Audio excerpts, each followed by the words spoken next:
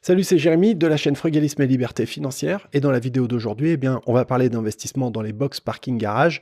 Je vais t'expliquer de A à Z comment réussir à les acheter. C'est parti.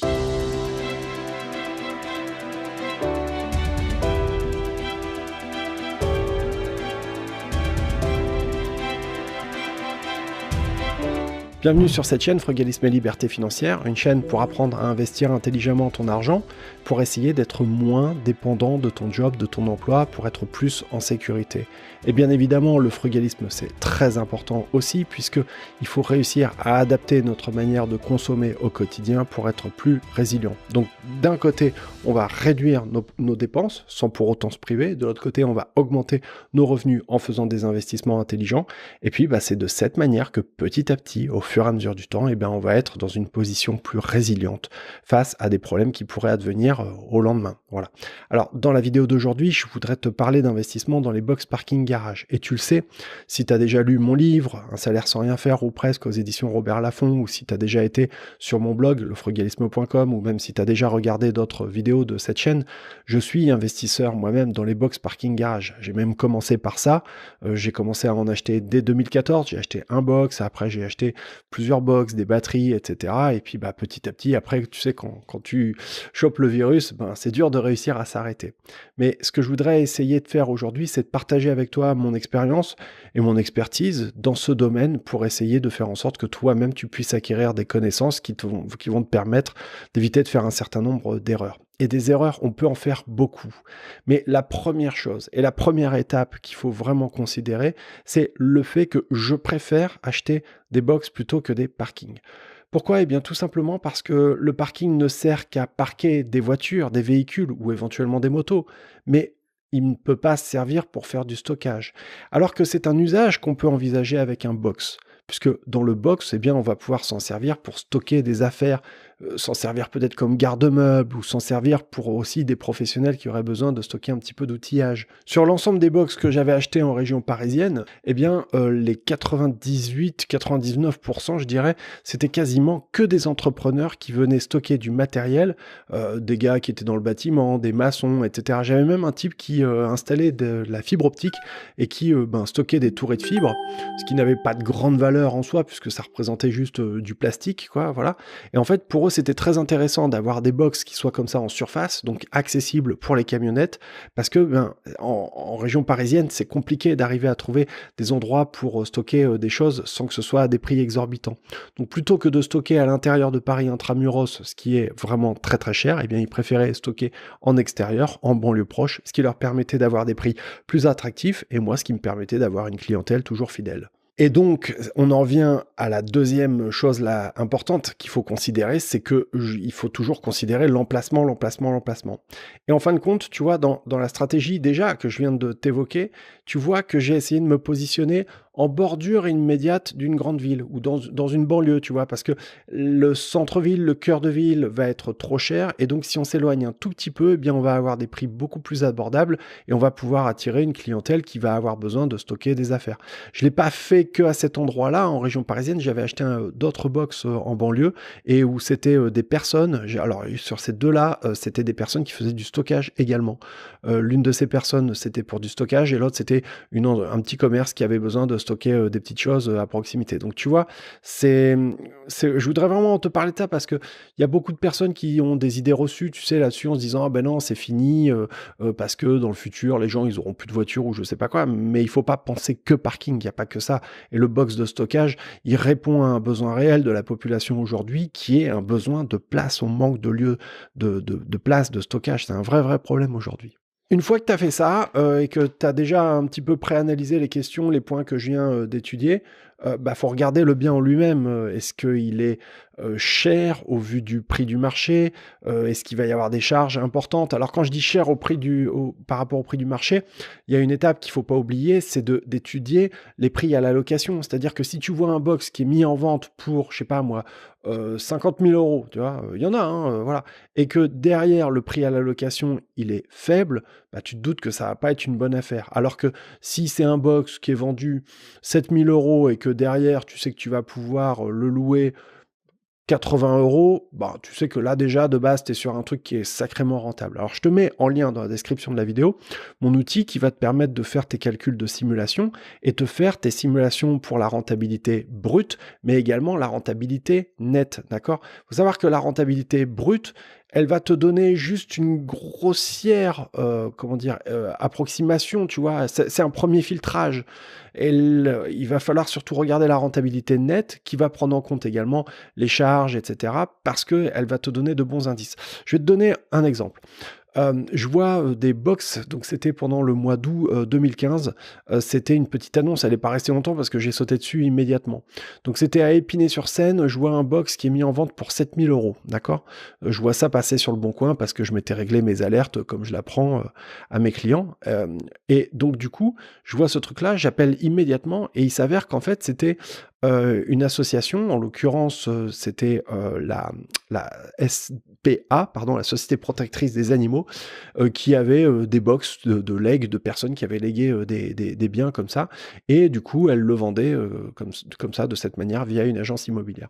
Je suis allé voir le bien, bon, c'était vraiment vendu pas cher, je savais qu'à cet endroit-là, je pouvais louer relativement cher, et en même temps, eh bien, sur la rentabilité brute, on était excellent. Mais une fois que j'ai regardé la rentabilité nette, bah, eh bien, je me suis rendu compte que l'affaire était beaucoup moins intéressante. Pourquoi? Eh bien, tout simplement parce qu'on avait une concierge qui coûtait de l'argent, quoi, finalement.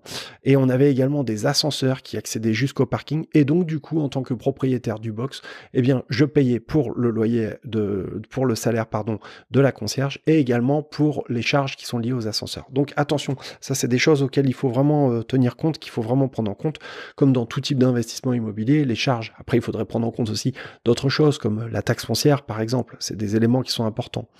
Donc voilà, essayez de situer vraiment les choses. Et alors, il s'avère que dans mon cas, l'affaire, eh bien, même malgré ces charges énormes, elle restait très rentable. Donc je les ai achetés, je les ai exploités pendant 3 ans et ensuite je les ai revendus avec une très belle plus-value. Pourquoi? Parce que j'avais acheté largement en dessous du prix du marché.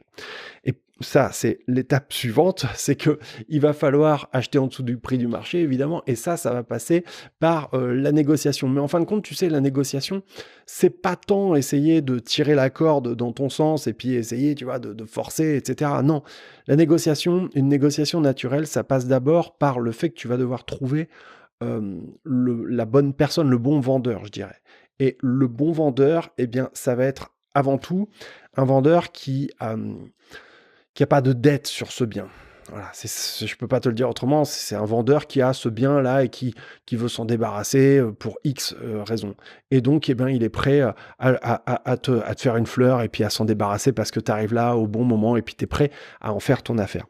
Plusieurs fois, ça m'est arrivé. Dans ce cas-là, je vais te citer 2 exemples.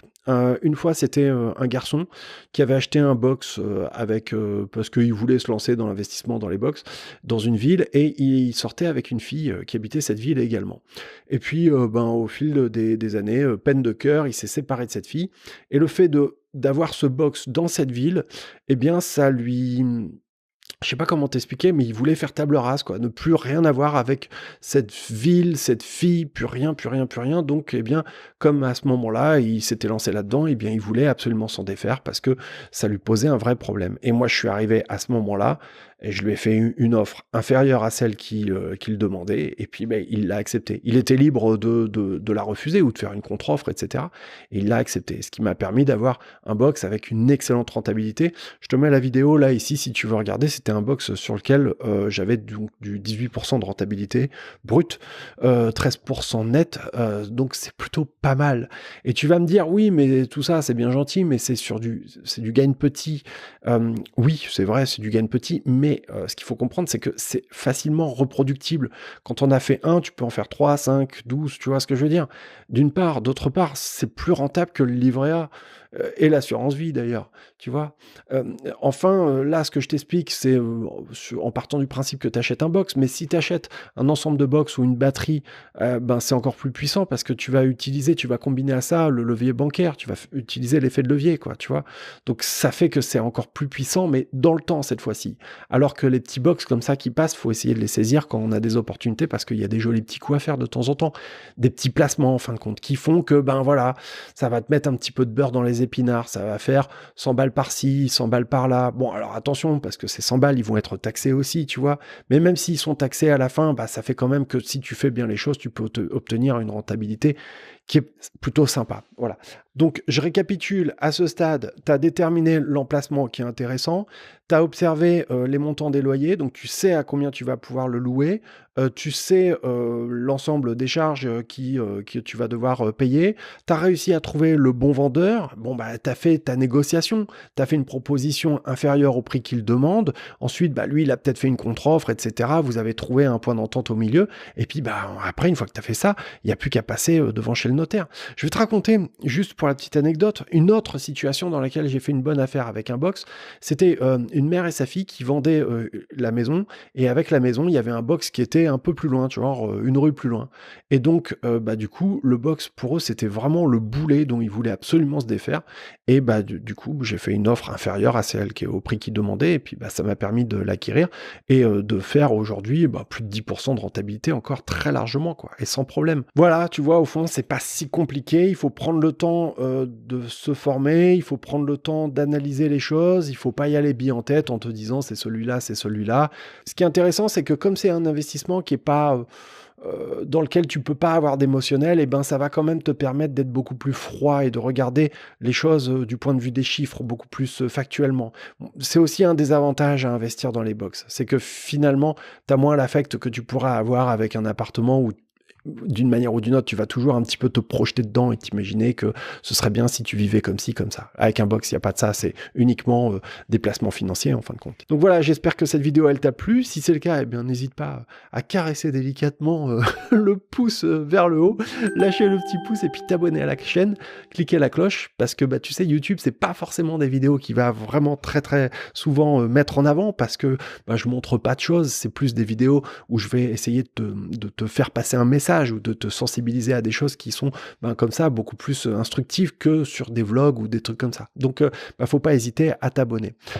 Si tu veux aller plus loin, je rappelle que j'ai mon programme Immo Liberté dans lequel eh bien, tu vas réussir à te former pour l'investissement immobilier locatif. On a de très très bons résultats avec ce programme. Voilà. Je te souhaite une bonne journée, je te dis à bientôt. Merci, salut et ciao.